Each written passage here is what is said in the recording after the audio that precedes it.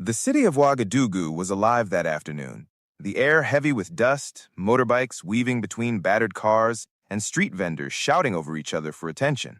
People rushed in all directions, carrying baskets, balancing bundles on their heads, selling roasted peanuts or sachets of water. The capital of Burkina Faso, though bustling, also carried the visible weight of poverty on its shoulders. In the middle of this everyday chaos, President Ibrahim Traoré was returning from a security meeting. His convoy of black SUVs rolled slowly down one of the city's busiest streets. He sat quietly inside his car, his beret resting firmly on his head, eyes fixed outside the tinted window. Normally, he was accustomed to these drives. He used them to observe his people, their lives, their struggles. He wanted to feel the pulse of the nation beyond the walls of his office. Then, his gaze froze. Near the corner of a crumbling wall, sitting on a rough mat, was a figure he could never mistake. Her back was slightly bent, her frame thinner than he remembered, and in her hand was a rusty tin can. She stretched it out to passers-by, murmuring softly for help. Some ignored her. Others threw a coin without even glancing at her face. It was his adoptive mother, the woman who had raised him when his own family could barely afford to keep food on the table. The woman who had fed him from her own portion, who had walked miles under the burning sun to fetch water, who had taught him to pray, to respect elders, to never give up no matter how harsh life became. She was not his mother by blood, but by sacrifice and by love, something deeper, something chosen. Abraham's chest tightened. His hands trembled slightly as he reached for the car door. His aides, alarmed, tried to stop him. "Monsieur le Président, it's not safe here," one whispered urgently. But Ibrahim pushed the door open anyway, stepping into the heat and noise of the street. The convoy halted. Traffic snarled.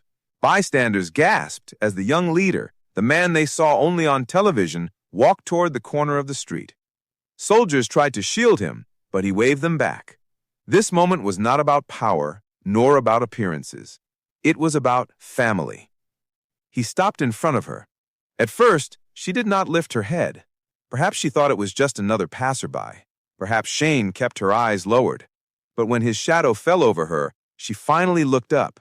Her faded eyes widened, her lips parted, and for a moment, time seemed to stand still. "Ibrahim?" she whispered, her voice breaking, unsure whether it was a dream. "Yes, Mama," he said softly, his voice unsteady.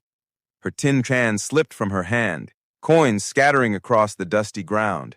She struggled to rise, but Ibrahim knelt before her, ignoring the whispers of the crowd gathering around them.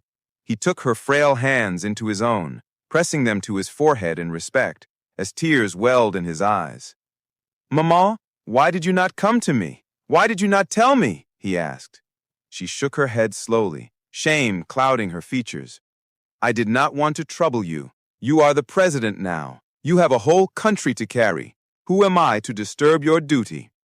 Those words pierced him deeper than any blade could. She had given him everything she had when he was nothing, and yet she felt she had no right to ask for help now.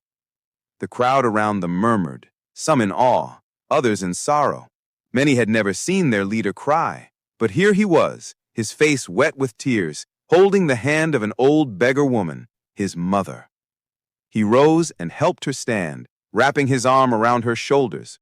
"From today, you will never sit here again. Never.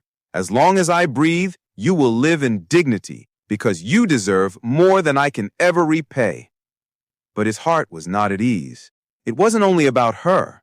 It was about the thousands of mothers across Burkina Faso who, like her, bent under the weight of poverty, hunger, and neglect.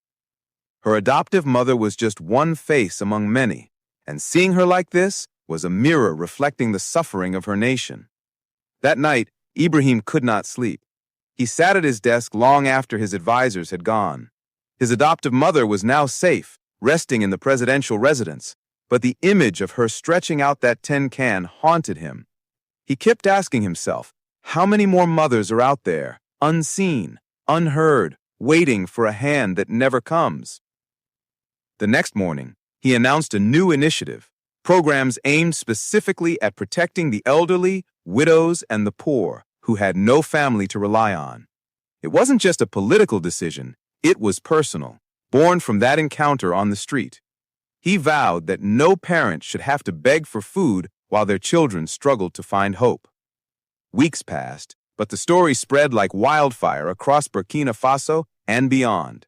People spoke not only of the president who fought against foreign exploitation, not only of the soldier who defended his country, but also of the son who wept for his mother in public. His opponents called it a show, a political stunt, but those who knew his past, those who had seen the sincerity in his eyes, understood the truth. For Ibrahim Traoré, leadership was never about the throne, the uniform, or the convoy of black SUVs. It was about remembering where he came from, who had lifted him when he had nothing, and ensuring that no one else would be abandoned the way he had seen his adoptive mother abandoned. Years later, when people told the story of Ibrahim Traoré, they spoke of battles, reforms, and bold defiance against powerful nations. But among the people, the most repeated tale was simpler, more human. They told their children of the day their president stopped his convoy in the busy streets of Ouagadougou, knelt before an old beggar woman, and called her mama. That single act carried more power than speeches, more weight than policies. It was the moment when an entire nation saw that beneath the beret and the title, Ibrahim Traoré was still a son, still a man who remembered the hands that once fed him when he was hungry. And perhaps in that moment, the people of Burkina Faso began to believe that their leader would not abandon them either. This was not just a story of a president. It was the story of a son who never forgot the hands that raised him. A reminder to all of us, no matter how high we rise, we must never forget where we came from. If this moment touched your heart, share it forward, because compassion is the true power of leadership. Like, share, and subscribe for more powerful stories that inspire change.